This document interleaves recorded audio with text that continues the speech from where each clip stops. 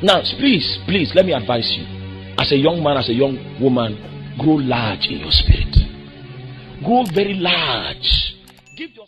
So the first point I raised in that presentation on Facebook was that grace is not a license for sin and iniquity.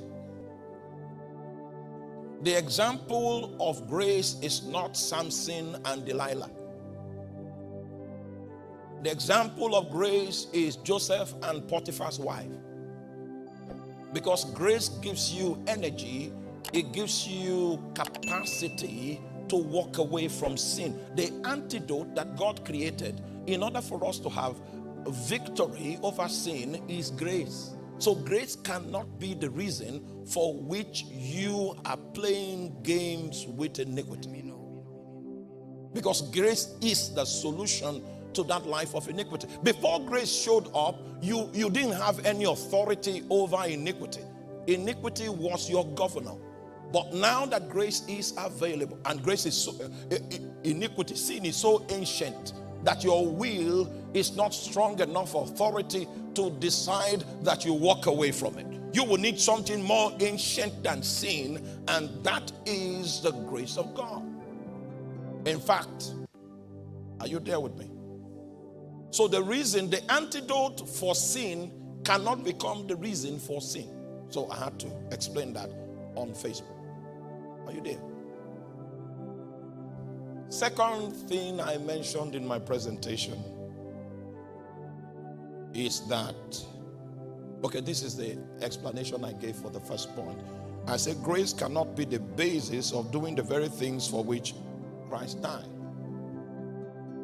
And I don't have time to take you to the 8 consequences that befalls a man that decides to camp with sin intentionally.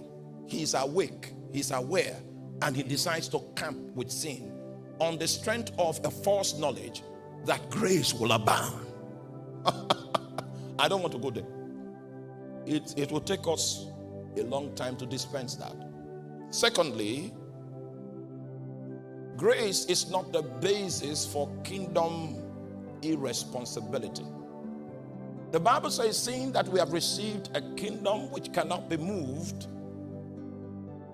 let us have grace whereby we may serve God acceptably in reverence and in godly fear, for our God is a consuming fire. That's the first time that God was, the metaphor fire was used to symbolize God.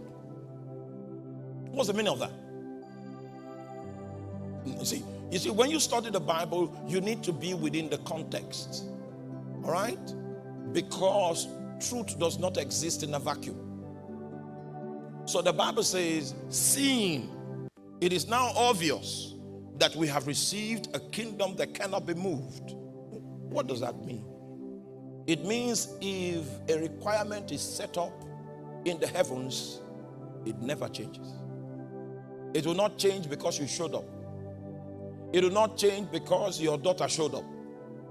It's a kingdom that cannot be moved. Remember that when that book that was sealed with 7 seals was made available in the heavenlies, and a search, something more extensive than Google search, was conducted to see who has the stature and the caliber to be able to unravel the book, to loose the seals and to look thereon.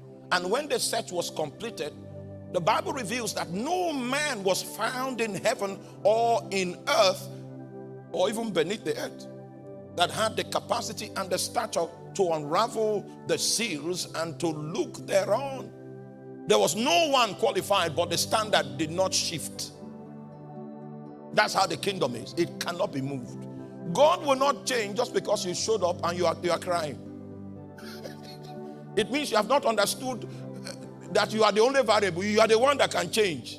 But the kingdom cannot change. So he is giving us an insight, and he said, seeing that we have received a kingdom that cannot be moved, is now recommending what? What's in view of the above? Let us what?